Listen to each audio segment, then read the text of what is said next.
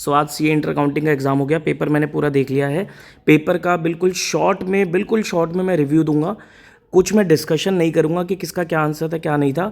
सिर्फ जो upcoming attempt के बच्चे हैं उनको थोड़ा आइडिया मिल जाएगा कि पेपर में क्या आने वाला है, क्योंकि देखो नए कोर्स का पहला पेपर है तो मेरे को बताना पड़ेगा कि भाई पेपर किस टाइप का आया। ठीक है, कुछ चीज़ें चेंजेस भी थे। ठीक है, लेकिन सबसे मज़े की बात, जो मैंने आप लोगों को एबीसी एनालिसिस दिया था ना, जो मैंने आप लोगों को एबीसी एनालिसिस दिया था, जिसने भी बच्चे ने देखा होगा तो वो पाएगा कि एबीसी एनालिसिस से ही मोस्टली पेपर आपका कवर हो गया था। ए और बी के टॉपिक्स आ गए थे, सी वाले तो टॉपिक्स ही नहीं आए। ठीक है, अभी मैं दिखा देता हूँ किस तरीके से।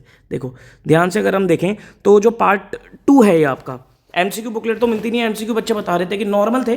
देखो ओवरऑल पेपर की अगर मैं बात करूँ तो पेपर एवरेज था।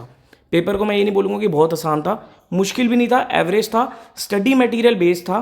थोड़े बहुत पॉइंट्स इन्होंने नए ऐड करे हैं, एक आध क्वेश्चन नया भी था। और जिसने स्टडी मैट को बेस बना के अच्छे से प्रैक्टिस करी होगी उसका पेपर सही हो गया होगा। ठीक है, मतलब 60, 70, 80 मार्क्स वो आराम से ला सकता है। जिसने और डीप में जाकर पढ़ाई करी की होगी वो तो 80, 90 भी क्रॉस कर जाएगा। ठीक है, चलो एक बार देख लेते हैं। सबसे पहली बात करी जाए क्वेश्चन नंबर 1A।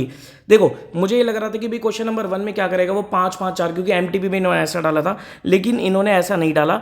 इन्होंने क्या करा यहां पर इन्होंने क्वेश्चन नंबर 1 में 7-7 नंबर के क्वेश्चन पूछे। तो देखो क्वेश्चन नंबर 1 है AS 16 का नॉर्मल क्वेश्चन है, जनरल बोरिंग स्पेसिफिक बोरिंग वाला। ये स्टडी मैट टाइप का ही क्वेश्चन था, तो अगर अपने स्टडी मैट अच्छे से कर रखा होगा तो वहां से ही क्वेश्चन आराम से हो जाएगा। तो नॉर्मल था क्वेश्चन, कोई दिक्कत नहीं थी। क्वेश्चन नंबर 1B जो था वो AS 2 का क्वेश्चन था। ये थोड़ा सा नया क्वेश्चन था, ऐसा क्वेश्चन हमने देखा नहीं है। थोड़ा सा कॉस्टिंग भी इन्होंने यहाँ पर इन्वॉल्व करी थी, तो जिसने थोड़ी बहुत बेसिक चीज़ें और AS2 को अच्छे से पढ़ के गया है वो ये क्वेश्चन कर पाया होगा। जिसने AS2 ढंग से नहीं करा, ऊपर ऊपर से देखा होगा, वहाँ दिक्कत आएगी। और दोनों जो AS थे 16 और 2 मैंने दोनों आपके ए कैटेगरी में डाले हुए थे, देख लेना आप लोग चाहे। उसके बाद क्वेश्चन नंबर 2 आता है, मजे की बात। क्वेश्चन नंबर 2 14 मार्क्स का आपका इंटरनल रिकंस्ट्रक्शन का बिल्कुल ही आसान क्वेश्चन आ गया। देखो सारे अगर आप पॉइंट्स पढ़ोगे तो आपको स्टडी मैट में कहीं ना कहीं कुछ ना कुछ पॉइंट मिल जाएंगे। ठीक है, प्रॉपर एक क्वेश्चन था, एंट्री भी डालनी थी, रिडक्शन अकाउंट भी बनाना था और बैंक अकाउंट बनाना था, और बैलेंस शीट तो थी नहीं इसमें। लो मजे की बात, 14 मार्क्स का क्वेश्चन, बैलेंस शीट पूछी नहीं, तो ये क्वेश्चन मैनेजेबल था, ईजी था बच्चों के लिए। उसके बाद क्वेश्चन नंबर 3 का जो ए पार्ट था, ये AS7 का अच्छे लेवल का क्वेश्चन है, बढ़िया लेवल का क्वेश्चन है। जो AS7 अच्छे से करके गया होगा वो ये कर जाएगा। AS7 मैंने बी कैटेगरी में डाला हुआ था। ठीक है, तो वहां से मिल गया आपको ये क्वेश्चन।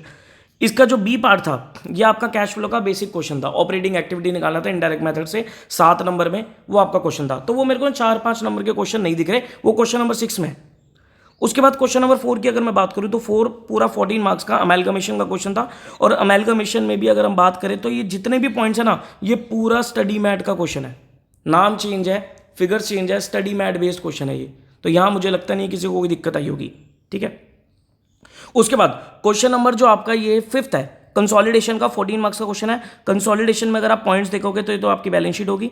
पॉइंट्स अगर आप देखोगे तो पहला आपका नॉर्मल पॉइंट था, दूसरा आपका रीवैल्यूएशन का पॉइंट था, तीसरा आपका जो था वो प्रोविजन फॉर डाउटफुल डेट्स बनाने का पॉइंट था, और अनरियलाइज प्रॉफिट का था। तो कंसोलिडेशन जो अच्छे से बढ़ के गया है, एडजस्टमेंट में कमांड अच्छी है, तो कंसोलिडेटेड बैलेंस शीट बनानी थी, बहुत डिटेल में बहुत डेप्थ में अच्छे से करा रखी है, कोई दिक्कत यहां पर भी नहीं आनी चाहिए थी। ठीक है, 5th क्वेश्चन कंसोलिडेशन ईजी था।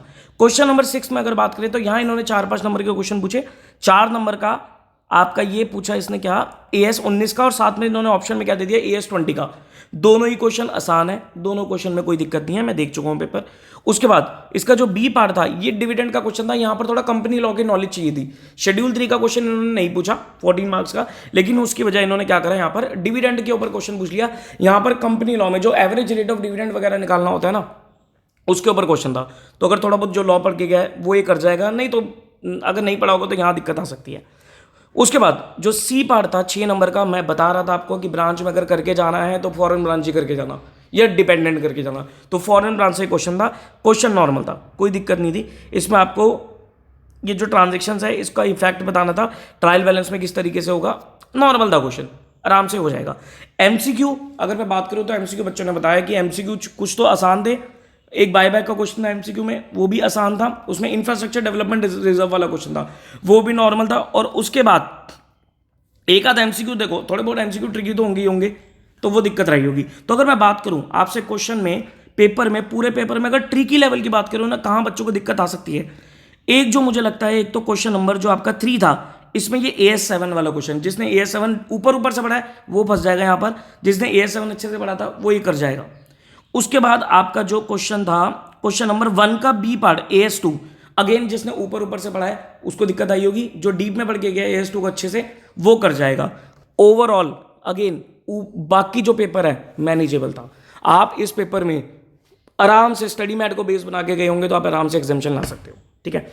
अब सुनना मेरी बात ध्यान से, पेपर जैसा भी हुआ हो, चाहे आपका बहुत अच्छा हुआ हो, चाहे आपका ठीक नहीं हुआ हो, एवरेज हुआ हो, इसको बिल्कुल साइड में रख देना। कोई मेरे पास मैसेज मत करना कि सर इसका आंसर क्या होगा, उसका आंसर क्या होगा, ना कोई किसी से पूछना, ना किसी फैकल्टी से पूछना, कुछ भी मत करना।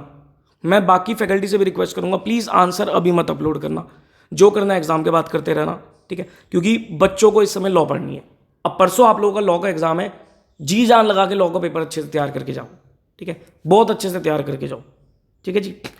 तो ये पेपर था आपका, नॉर्मल पेपर था, ठीक है। अब focus on your law exam, ठीक है। लॉ पे अच्छे से ध्यान दो, इसको जो हो गया जैसा हो गया इसको साइड रख देना, लॉ पे ध्यान दो, ठीक है जी। चलिए, all the best for your law exam, bye bye.